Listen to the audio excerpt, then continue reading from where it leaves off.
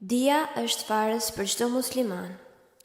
Zoti ynë I ka konsideruar si të barabartë robërit e tij, femrat dhe meshkujt, në pikën e përgjegjësisë ndaj urdhëresave të tij. Dhe pejgamberi ynë është sjellur në mënyrë të barabartë ndaj të gjithë besimtarëve, pa bërë një dallim mes femrave dhe meshkujve. Rasulullahu nuk është mjaftuar vetëm me dhënien përparësi të edukimit, të besimit dhe të moralit të sahabëve të tij. I ka këshilluar ata edhe që të angazhohen me shkrim, lexim dhe me dije.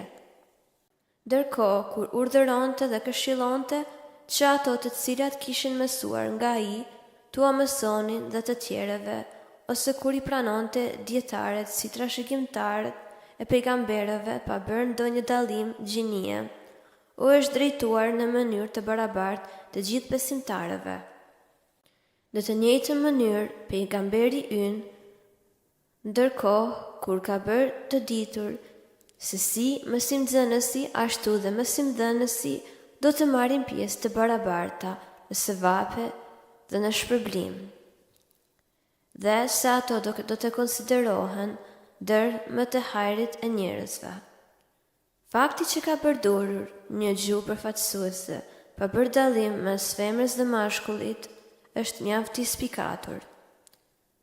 Për më tepër, I dërguari I Allahut, I cili ka dhënë rëndësi edukimit dhe arsimimit të femrave, pjesë të çdo shtrese në shoqëri, ka kërkuar që jo vetëm femrat të pasura dhe të lira, por edhe robëreshat të kalojnë nga një proces I mirë edukimi.